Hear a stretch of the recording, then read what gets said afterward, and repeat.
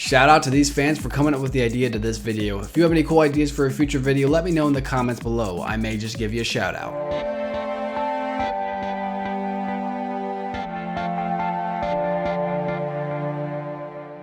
What's up everybody, I'm Ned Alliance. Today we're asking the question, what if Anakin let Count Dooku live in Star Wars Revenge of the Sith? Now for me, this theory is a pretty tough one, for there are three people included in this situation. We've got Anakin Skywalker, Count Dooku, and Palpatine. And of course, with all theories, there are a bunch of different outcomes, but I'm gonna try to give my best opinion to bring out a pretty good outcome that kind of would make sense. So before I dive in, let's go into the scenario. So we have the whole situation, Count Dooku gets his arms cut off, Anakin's standing there, Palpatine's like, do it. Do it. Count Dooku's looking over at Palpatine like, dude, really? You jerk? And Anakin's like, I shouldn't. It's not the Jedi way. And Palpatine's like, he's an evil man. Kill him now. And Dooku's still looking at him like, you jerk. And instead Anakin's like, no, it's not the Jedi way. Sorry, bud. Turns off the lightsabers and helps Dooku up real quick. I guess he tries to put on handcuffs, but they fall off because, you know, there's no hands. So what exactly would happen right after this situation? Now, like I said, this one's pretty tough because it impacts all three of these characters. But let's start with Palpatine. First, this scene to me, when Dooku and Anakin are going at it, I always kind of saw this as Palpatine kind of deciding between the two. Because let's be honest, Palpatine probably thought that Anakin was going to beat Dooku, but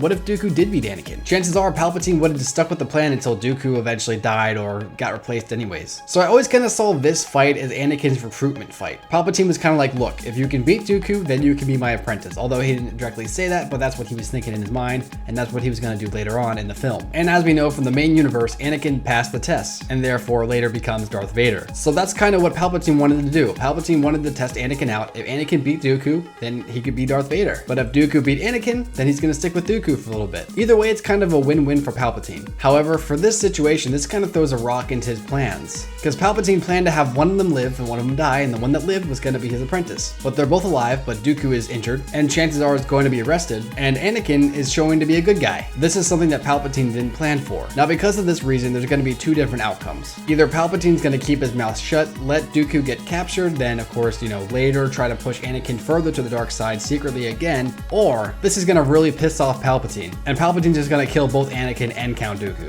But when it comes down to it, although Palpatine is madly weird, he's also incredibly intelligent. So I'm going to go with the former theory. So the Chancellor's going to be like, well, geez, that's not what I was expecting, but good, we captured him. Good job, Anakin. You're really good. You know, I don't know why the Jedi Council doesn't give you more props. You were really truly a Jedi now. Haha, let me say that. So let's move on to the second person in this scenario, Count Dooku. Now Dooku doesn't have any hands, and it's kind of pissed off because Palpatine told Anakin to kill him, and Dooku's looking at Palpatine. He's like, oh man, I could just reveal you right now, and I honestly should because you wanted to kill me, but I won't, because that negatively affects our master plan, and I can't let that happen because the Republic must fall. And then later, I think Palpatine would have like a private meeting with Dooku while he's in prison, and Palpatine would be like, hey, Dooku, by the way, I just want to let you know I wasn't actually going to let Anakin kill you. I just wanted to see what he would do. You know, maybe he does have some darkness in him. Just wanted to see if he was going to do it. Not that he would. Not that I would allow it, my friend. You know how Palpatine would be like that. So later they would eventually make up. And then there's Anakin in this instance. So not only did Anakin actually beat Count Dooku, but he actually managed to make Dooku survive. So as the rest of the movie kind of goes on, we get brought to the command center where General Grievous is, and Grievous sees Count Dooku with his arms missing. He's like, holy crap, man, I was not expecting this. But of course, as General Grievous actually works underneath Dooku, he'll be like, okay, Dooku, come on. We'll get you stitched up. We'll get you robotic arms. They did it with me. They can do it with you too. But of course, just like in the movie, Anakin and Obi-Wan are going to get out of it.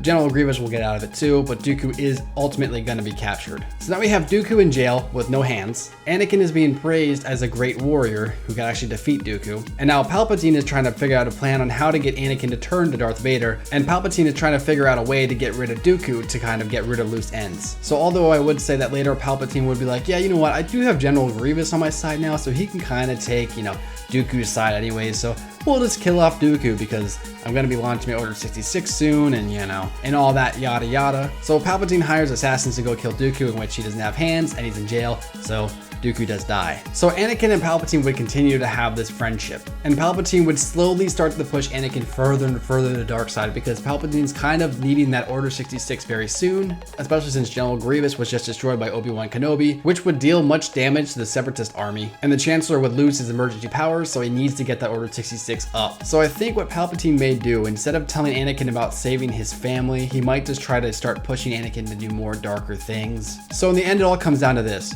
Either Anakin is on my side when I do Order 66, or he's not and he dies with the rest of the Jedi. Remember all the way to the beginning of the video when I said Anakin and Dooku's fight was kind of like Anakin's interview to the dark side? Well, although Anakin did beat Dooku, he didn't exactly kill him, so he did kind of fail the interview. So this is what Palpatine's trying to do. He's trying to recruit Anakin as his Darth Vader before he loses his emergency powers and then he can't do Order 66 anymore. So at that point, I'm gonna end the theory right here because I want to hear what you guys think would happen. Do you think Palpatine would be able to turn Anakin over? Or do you think Anakin would remain a steady Jedi? Let me know in the comments below. Remember to like and subscribe if you guys enjoy my videos, and until next time guys, we'll see you tomorrow. Peace.